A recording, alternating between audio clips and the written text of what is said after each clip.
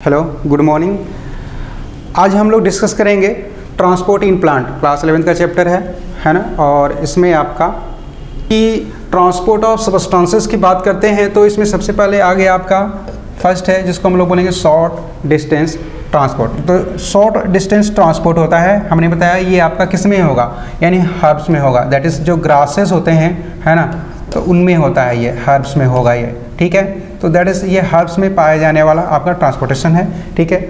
और ये आपका 4 टाइप्स, यानी 4 टाइप्स में इसको डिवाइड किया जाता है, ठीक है। पहला है साइटोप्लाज्मिक स्ट्रीमिंग बोलते हैं हम लोग इसको, है ना, साइटोप्लाज्मिक स्ट्रीमिंग बोलते हैं। सेकेंड है यहाँ पे जिसको हम लोग बोलते हैं डिफ्यूजन, और थर्ड है फैसिलिटेड डिफ्यूजन, और आपका एक्टिव ट्रांसपोर्ट। देन आएगा आपका लॉन्ग डिस्टेंस ट्रांसपोर्ट। सबसे पहले हम डिस्कस करते हैं साइटोप्लाज्मिक स्ट्रीमिंग क्या होता है। तो ध्यान देना, जो आपके यूनिसेलुलर, यानी एग्जाम्पल हम यहाँ दें तो आपका एल्गी आएगा। यूनिसेलुलर जो प्लांट्स होते हैं उनमें आपका सिंगल सेल ही होता है, ठीक है। ये सिंगल सेल ही यूनिसेलुलर जो प्लांट्स होते हैं उसमें ये सिंगल सेल ही होता है, ठीक है। तो उनमें आपका ट्रांसपोर्टेशन हो रहा है, दैट इज़ उनमें आपका जो साइटोप्लाज्म का मूवमेंट हो रहा है उसको हम लोग साइटोप्लाज्मिक स्ट्रीमिंग बोलते हैं। ये न्यूक्लियस के चारों तरफ इस तरीके से आपका साइटोप्लाज्म का मूवमेंट होता है, इसको हम लोग बोलते हैं आपका साइटोप्लाज्मिक आपका स्ट्रीमिंग बोलते हैं, ठीक है। तो ये आपका साइटोप्लाज्मिक स्ट्रीमिंग यानी आपका यूनिसेलुलर प्लांट्स में होगा, दैट्स एल्गी आएंगे यूनिसेलुलर, उनमें होगा, ठीक है।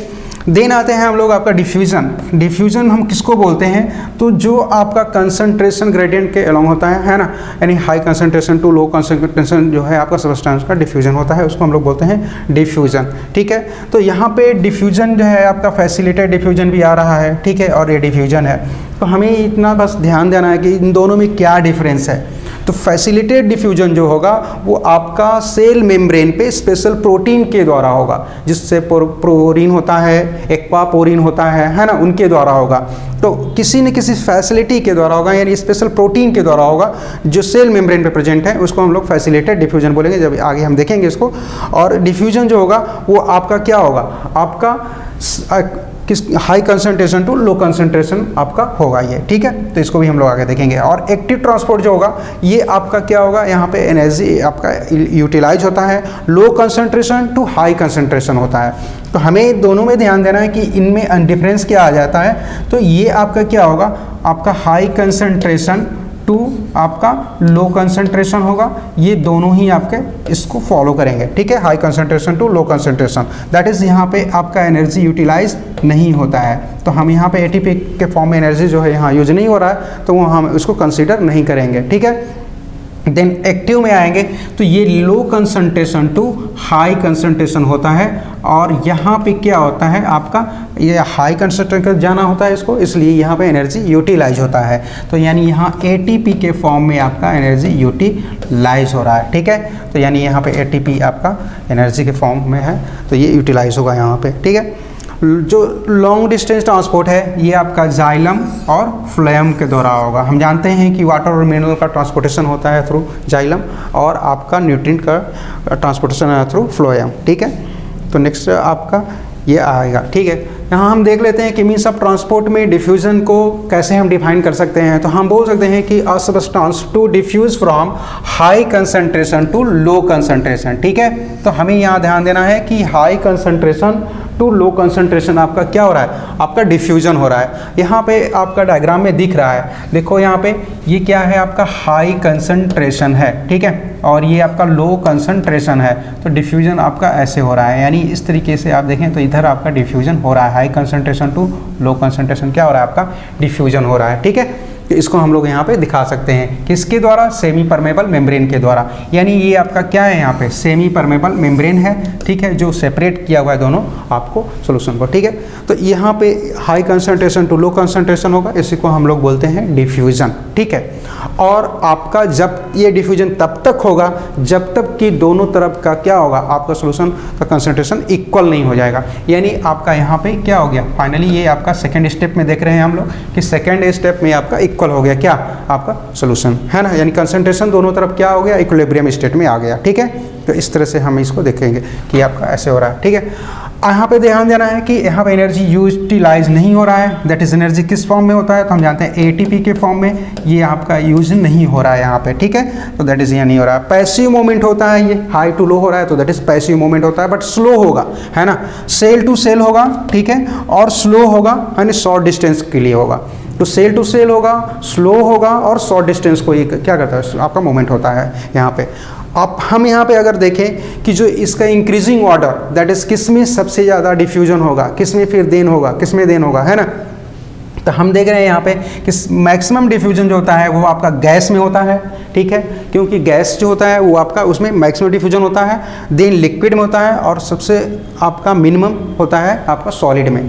तो गैस, लिक्विड और सॉलिड, ये आपका इंक्रीजिंग ऑर्डर है डिफ्यूजन का, ठीक है, यानी डिफ्यूजन का इंक्रीजिंग ऑर्डर हम इसको बोल सकते हैं। और डिफ्यूजन किस पे डिपेंड करता है, तो डिफ्यूजन जो है वो टेम्परेचर पे डायरेक्टली प्रोपोर्शनल होता है, यानी टेम्परेचर पे डायरेक्टली डिपेंड करता है। टेम्परेचर इंक्रीज करेंगे, डिफ्यूजन इंक्रीज होगा, ठीक है, तो टेम्परेचर पे डिपेंड करता है यहाँ पे, ठीक है। फैक्टर, कौन कौन से फैक्टर हैं जो डिफ्यूजन को अफेक्टेड करते हैं, है ना। तो हम जानते हैं कि यहाँ पे जो फैक्टर दिया हुआ है पहला है जिसको हम लोग बोलेंगे टेम्परेचर, ठीक है।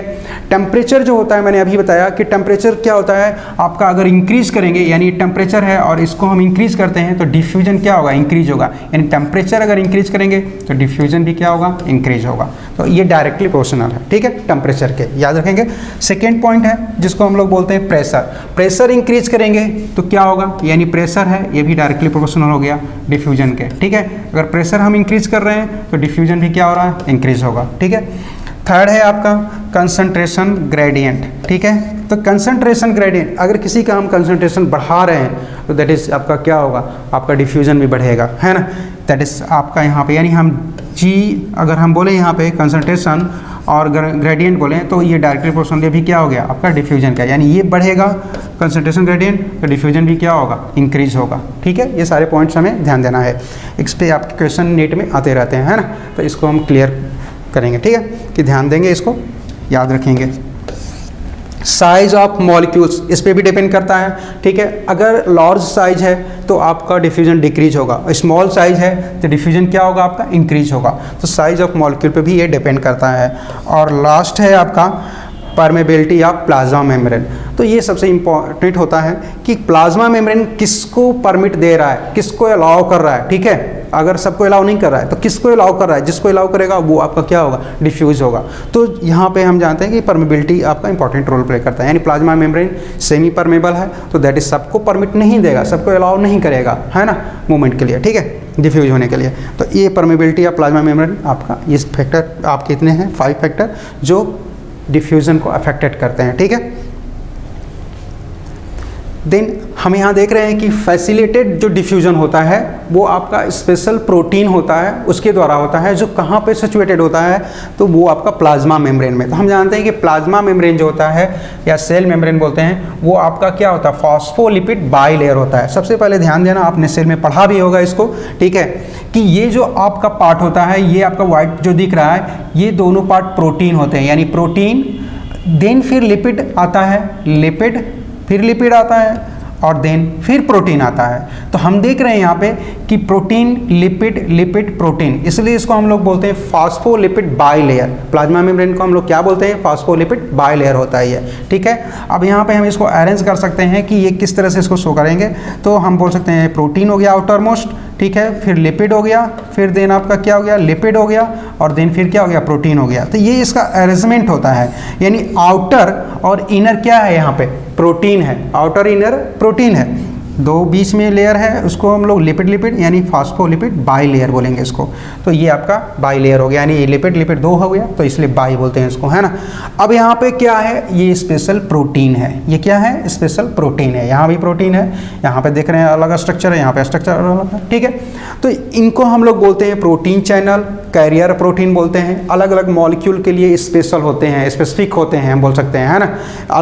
ये स्पेसिफिक होंगे तो जिस मॉलिक्यूल के लिए होंगे उसी मॉलिक्यूल को क्या करेंगे, करेंगे, आपका ट्रांसपोर्ट करेंगे, इनके थ्रू ट्रांसपोर्टेशन होगा उनका, ठीक है, या डिफ्यूजन होगा उनका, है ना। तो इसी के थ्रू आपका डिफ्यूजन होगा। तो सबसे पहले हम देख लेते हैं यहाँ पे कि इसको कैसे डिफाइन किया गया है, कैसे डिफाइन करते हैं हम इसे। तो इसमें आएगा सबसे पहले कि along concentration gradient with carrier protein. तो कंसंट्रेशन ग्रेडियंट के अलोंग होगा ये, इसीलिए ये भी क्या होता है, पैसिव होता है, यहाँ पे भी एनर्जी यूटिलाइज नहीं होता है ना। और ये स्पेशल केवल प्रोटीन यहाँ पे आ जाता है। तो विथ कैरियर प्रोटीन, ठीक है, दैट इज कैरियर प्रोटीन के थ्रू होता है ना।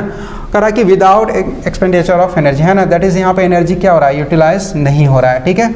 सेलेक्टिव प्रोसेस है, यानी सेल मेम्ब्रेन जो होता है वो सेलेक्ट करता है सॉल्यूट को, सभी को नहीं परमिट करेगा, सभी से नहीं जुड़ेगा, यानी वो अलाउ करेगा स्पेशल आपके सॉल्यूट को, तो सेलेक्ट करता है, दैट इज इसलिए सेलेक्टिव आपका यहाँ पे सेल मेम्ब्रेन होता है ना, ठीक है। डन बाय कैरियर प्रोटीन, जो कैरियर प्रोटीन के द्वारा आपका डन होता है, ठीक है। अब यहाँ ध्यान देना है कि कौन कौन से सेलेक्टिव वो प्रोटीन होते हैं जो प्लाज्मा मेम्ब्रेन पे सेल मेम्ब्रेन पे पाए जा रहे हैं। तो हम यहाँ पे देख रहे हैं, पहला है जिसको हम लोग बोलते हैं पोरीन, दूसरा है आयन चैनल, तीसरा है यहाँ पे एक्वापोरीन, ठीक है। तो ये दिया हुआ है आपको कि पोरीन है, आयन चैनल है और एक्वापोरीन है, ठीक है। और यहाँ पे एग्जाम्पल भी दिया हुआ है, ठीक है, कि क्या बोल रहा है ये कि form large number of pore on plasma membrane, cell membrane, ठीक है। तो अगर हम बोलें कि मान लो सपोज दैट ये बैक्टीरिया है, और ये बैक्टीरिया है या माइटोकॉन्ड्रिया है या क्लोरोप्लास्ट है, यहाँ तीनों जो एग्जांपल यहाँ दिया हुआ है ना, किसी को भी हम ले सकते हैं। तो ये क्या करता है कि इस मेम्ब्रेन पे ये जो पोरीन होता है, तो ये छोटे छोटे स्मॉल पोर बना रहा है ना, बहुत सारा पोर बना रहा है, हमने ऐसे दिखा दिया इसको, ठीक है। इन पोर के द्वारा क्या होगा आपका, इन पोर के द्वारा आपका डिफ्यूजन हो रहा है, तो इनको हम लोग बोलेंगे पोरीन, है ना। ये छोटे छोटे स्मॉल पोर बनाते हैं और लार्ज नंबर में, ठीक है। उसी तरह से आयन चैनल्स होता है, तो आयन चैनल जो होता है एक आपका क्या होता है, ये भी प्रोटीन है। और एक आयन के लिए जैसे सोडियम आयन हो गया, क्लोराइड आयन हो गया, इनके लिए एक चैनल का काम करेगा, दैट इज उसके थ्रू ही क्या होता है, ये आयन आपका डिफ्यूज होंगे, है ना। तो दैट इज आयन चैनल हो गया। एक्वापोरीन हो गया, तो ये मोस्टली वाटर के लिए होता है ये, है ना, एक्वापोरीन। तो वाटर जो होता है यहाँ पे वो उसके लिए होता है एक्वापोरीन, और 8 प्रोटीन मॉलिक्यूल से बना होता है ये, ठीक है। कितने, तो 8 प्रोटीन मॉलिक्यूल से ये बना होता है एक्वापोरीन, ठीक है। और इस तरह से ये सैचुरेटेड होता है, और स्पेशल क्या करता है, सॉलिड से ये आपको सॉलिड को क्या करता है, डिफ्यूज़ करता है। तो देखिए यहाँ पे स्पेशल ये सॉलिड हैं, इनको ये आपका स्पेशल प्रोटीन क्या कर रहा है, डिफ्यूज़ कर रहा है, ठीक है। यहाँ पे इनके द्वारा ये क्या डिफ्यूजन हो रहा है। इस तरह से यहाँ पे देख रहे हैं तो कन्फिगरेशनल चेंजेज होता है। यहाँ पे ये अप साइड पर ले रहा होगा, ये जुड़ा होगा, फिर ये मूव किया होगा, यानी रोटेट हुआ होगा, दैट इज़ इस तरह से आपका डिफ्यूजन हुआ होगा। तो इस तरीके से आपका क्या हो रहा है, तो ये चैनल बन रहा है और यहाँ पे कन्फिगरेशनल चेंजेज हो रहा है ना। पहले ये साइड क्या होगा, ये आपका माउथ है, दैट इज अप रहा होगा, ये आपका इस साइड क्या होगा, ऐड हुआ होगा, देन ये आपका रोटेट कर गया होगा। तो ये रोटेशन ऐसे हुआ होगा, है ना, दैट इज जिसको हम बोलेंगे ऐसे रोटेशन होगा, फिर ये ऐसे हो जाएगा, फिर जुड़ेगा ये, ठीक है, और देन फिर ये क्या होगा, रोटेट होगा। इस तरीके से आपका क्या होता है, आपका मॉलिक्यूल यहाँ पे डिफ्यूज हो रहे हैं, ठीक है। तो ये फैसिलिटेड डिफ्यूजन आपका, ठीक है। तो फिर आपका टाइप्स ऑफ फैसिलिटेड डिफ्यूजन बहुत इंपॉर्टेंट है, एनसीईआरटी में ये आपका दिया हुआ है कि टाइप्स ऑफ फैसिलिटेड डिफ्यूजन क्या होता है ना। तो हम जानते हैं कि 3 टाइप्स में इसको डिवाइड किया गया, पहला सिमपोर्ट है, दूसरा आपका एंटीपोर्ट है, और तीसरा है आपका यूनिपोर्ट। तो सिमपोर्ट, एंटीपोर्ट और यूनिपोर्ट्स क्या शो कर रहा है, तो हम जानते हैं कि डेफिनेशन तो यहाँ दिया हुआ है, ठीक है, बट कैसे इसको हम समझ सकते हैं। तो ध्यान देंगे यहाँ पे कि मान लो सपोज दैट ये आपका क्या है, प्लाज्मा मेम्ब्रेन हो गया, ठीक है, ये प्लाज्मा आपका मेम्ब्रेन हो गया, है ना। इस पे आपके क्या होंगे, तो आउटर मान लो ये आपके क्या होंगे, तो ये आपका फॉस्फोलिपिड बाइलेयर रहेगा, ठीक है, आउटर दोनों तरफ प्रोटीन होगा। इस तरीके से हम इसको शो कर सकते हैं, ठीक है। एक को हम ऐसे शो कर लेते हैं, इस पर सबको समझ लेंगे हम लोग, ठीक है। तो इस तरीके से अगर हम देखें तो इस पर स्पेशल प्रोटीन हमको दिखाना पड़ेगा, क्योंकि ये आपका क्या होगा, स्पेशल प्रोटीन के द्वारा हो रहा है ना। तो दैट इज़ हम यहाँ पे एक स्पेशल प्रोटीन यहाँ दिखा दे रहे हैं, ठीक है, ये स्पेशल प्रोटीन हो गया, ठीक है। अब 2 मॉलिक्यूल्स है, मान लो सॉल्वेंट और सॉलिड 2 है, ए और बी है, ठीक है, ये इसके द्वारा ट्रांसपोर्ट हो रहा है, यानी आपका डिफ्यूज़ हो रहा है, दैट इस तरीके से। तो एक ही डायरेक्शन में, है ना, यूनिडायरेक्शनल आपका मूवमेंट हो रहा है, ठीक है। 2 molecule A and B cross same direction through plasma membrane. तो देखिए सेम डायरेक्शन में आपका क्या हो रहा है, डिफ्यूजन। इसको हम लोग बोलेंगे सिमपोर्ट, क्या बोलेंगे इसको, सिमपोर्ट। तो इसमें आता है आपका ग्लूकोज, है ना, सोडियम आयन ट्रांसपोर्ट, इसका एग्जाम्पल यहाँ पे होता है। दूसरा है आपका एंटीपोर्ट, फर्स्ट है, ठीक है, सेकेंड और थर्ड। तो सेकेंड है आपका एंटीपोर्ट। एंटी मीन्स होता है अपोजिट, ठीक है। अब यहाँ पे क्या होगा कि आपका टू मॉलिक्यूल क्रॉस होंगे, डेफिनेशन यही बोल रहा है आपका, है ना, कि टू मॉलिक्यूल क्रॉस होंगे बट अपोजिट डायरेक्शन में होंगे, ठीक है। तो जैसे हम जानते हैं ना सोडियम आयन पोटेशियम आयन का क्या होता है आपका अपोजिट डायरेक्शन में ट्रांसपोर्टेशन होता है, ठीक है। तो दैट इज ये आपका हम यहाँ शो कर सकते हैं कि प्लाज्मा मेम्ब्रेन पे एक मॉलिक्यूल क्या होगा वन डायरेक्शन जाएगा, ठीक है। तो आपका ये मॉलिक्यूल क्या होगा अदर डायरेक्शन में जाएगा, यानी ए हम इसको बोलें और ये बी बोलें, दैट इज इस तरह से अपोजिट डायरेक्शन में क्या हो रहा है आपका ट्रांसपोर्टेशन हो रहा है इसके थ्रू, ठीक है। तो इसको हम लोग बोलेंगे आपका एंटीपोर्ट बोलेंगे, ठीक है। देन आएगा आपका यूनिपोर्ट, ठीक है। यूनिपोर्ट बोलता है ना कि यहाँ पे मॉलिक्यूल्स जो होते हैं ना एक दूसरे से इंडिपेंडेंट होते हैं, है ना, एक दूसरे पर डिपेंड नहीं होते, इंडिपेंडेंट होते हैं, ठीक है, किधर भी जाएंगे। तो दैट इज़ हम बोल सकते हैं कि ये आपका इस डायरेक्शन में भी हो सकता है या आपका सेम डायरेक्शन में हो सकता है, ठीक है। तो यहाँ पे आपका दोनों क्या होंगे आपका एक दूसरे से इंडिपेंडेंट मॉलिक्यूल होंगे, ठीक है। फिर इसके बाद आपका परमेबिलिटी आता है। तो हम जानते हैं कि जो प्लाज्मा मेम्ब्रेन है ना किसी के लिए परमेबल है, किसी के लिए सेमी परमेबल है, किसी के लिए आपका इम्परमेबल है, ठीक है। तो परमेबल आप कर देखें, अगर मान लो हम जैसे इसको देख लेते हैं एक एग्जांपल लेकर, प्लाज्मा मेम्ब्रेन है सपोज दैट, यहाँ पे दो आपका मॉलिक्यूल्स हैं, ए है और आपका बी है, ठीक है, सॉल्यूट और सॉल्वेंट भी मान सकते हैं इसको। ये दोनों ही अगर आपका डिफ्यूज हो रहे हैं थ्रू प्लाज्मा मेम्ब्रेन, किसके प्लाज्मा मेम्ब्रेन के, ठीक है, तो इसको हम लोग बोलेंगे आपका क्या परमेबल मेम्ब्रेन, क्या बोलेंगे परमेबल मेम्ब्रेन बोलेंगे, ठीक है। बोथ अगर मॉलिक्यूल्स आपके क्या हो रहे हैं आपका डिफ्यूज हो रहे हैं सॉल्वेंट और सॉल्यूट। देन आएगा सेमी परमेबल। अब ये सेमी परमेबल में क्या होता है कि यहाँ पे आपका वन मॉलिक्यूल आपका डिफ्यूज होगा, मान लो सॉल्वेंट है डिफ्यूज हो रहा है, बट अदर मॉलिक्यूल्स क्या होगा आपका डिफ्यूज नहीं हो रहा है, तो इसको हम लोग बोलते हैं आपका इम्परमेबल, सेमी परमेबल बोलते हैं। सेमी मीन्स होता है हाफ, है ना। तो वन आपका डिफ्यूज हो रहा है, ए डिफ्यूज हो रहा है बट बी डिफ्यूज नहीं हो रहा है, ठीक है, ये आपका बैकअप हो रहा है, ठीक है। इस तरह से अगर हम देखें तो इसको सेमी परमेबल बोलेंगे। और इम्परमेबल उसको बोलेंगे हम जो आपका दोनों को ही परमिट या अलाउ नहीं करता है डिफ्यूजन के लिए, ठीक है। ए और बी हो गए ये, और ये दोनों ही क्या हो रहे हैं आपका इम्परमेबल हो गया, यानी ए हो गया और ये बी हो गया, तो इनको हम लोग बोलेंगे आपका क्या, इनको बोलेंगे आपका impermeable, no allow to molecules, ठीक है, सॉल्वेंट एंड सॉल्वेंट। तो इस तरह से सुबरीन यहाँ पे एग्जांपल हो जाएगा, है ना। ये आपका आ जाएगा हम लोग का प्लाज्मा मेम्ब्रेन है, बाकी जितने भी एग सेल या जितने भी हैं उनके होगा, ठीक है, सेमी परमेबल। और ये आपका प्लाज्मा मेम्ब्रेन आपका हो जाएगा जो आपका सेल वाल टाइप का होता है उस टाइप का ये काम करेगा, यानी दोनों को परमिट करेगा, ठीक है। अब हम देखते हैं कि वाटर पोटेंशियल क्या होता है। तो नेक्स्ट अगर इस चैप्टर में देखेंगे आगे बढ़ेंगे तो हम लोग को वाटर पोटेंशियल पढ़ना है। तो वाटर पोटेंशियल को समझना बहुत ही इंपॉर्टेंट है ना। यहाँ पे बहुत ज़्यादा थोड़ा सा कन्फ्यूजन रहता है, तो ध्यान देंगे हम चीज़ों को। वाटर पोटेंशियल मीनिंग होता है काइनेटिक एनर्जी ऑफ वाटर या concentration of water. Suppose that हम बोलते हैं कि अगर हमने कोई बीकर लिया है और उसमें हमने क्या किया, हमने यहाँ पे आपका फर्स्ट 1 लीटर यहाँ पे हमने क्या किया, वाटर आपका ऐड किया। तो ये वाटर का क्या है कंसंट्रेशन, अभी 1 लीटर हो गया। देन हम प्लस कर रहे हैं इसमें 1 लीटर और ऐड किया, दैट इज़ ये आपका वाटर कंसंट्रेशन क्या हो रहा है, इंक्रीज हो रहा है। अभी हम किसी भी सॉल्यूट को यहाँ पे इंटर नहीं कराए हैं, यानी कोई भी सॉल्यूट हम यहाँ नहीं लिए हैं, ओनली प्योर वाटर लिया गया है यहाँ पे।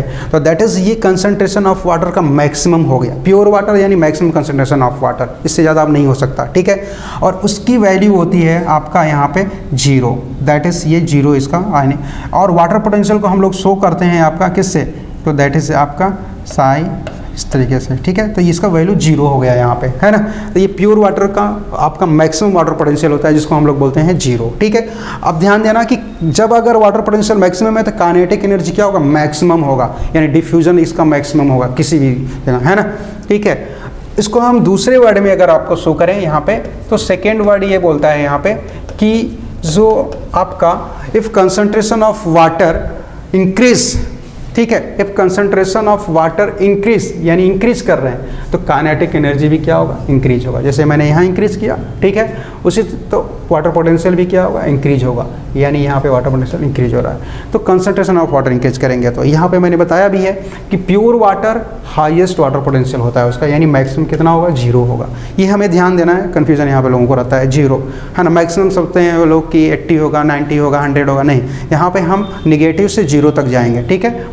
ठीक, यहाँ पे ध्यान देना। यूनिट क्या होगा, तो ये हम पास्कल जो है यानी पीए यानी पास्कल जो होता है ये यूनिट होता है, और साई जो ये है आपका, इसके थ्रू हम क्या करते हैं वाटर पोटेंशियल को शो करते हैं, साई डब्ल्यू। ठीक है, अब यहाँ पे एडिंग किए हैं हमने, यहाँ पे आपको समझाने की कोशिश किया है कि ये आपका अगर हम कोई सॉल्यूट है यहाँ पे है ना, उसको हम अगर ऐड कर रहे हैं तो फिर उसमें क्या होगा, क्या वाटर पोटेंशियल बढ़ेगा, वाटर पोटेंशियल घटेगा, क्या होगा, है ना, वो हमने यहाँ पे दिखाया है आपको। ठीक है, तो ध्यान देना, व्हेन सॉल्यूट इज एडेड, ठीक है, कंसंट्रेशन ऑफ सॉल्यूट क्या होगा, बढ़ेगा। अगर हम इसमें सॉल्यूट ऐड कर रहे हैं, मान लो सपोज दैट ये आपका सॉल्यूट ये है और इसको हमने क्या किया, ये हमने यहाँ पे इसमें ऐड किया है ना, ये सॉल्यूट है। ठीक है, तो सॉल्यूट अगर हम ऐड करेंगे तो वाटर पोटेंशियल क्या होगा, डिक्रीज करेगा, that is concentration of water potential decrease.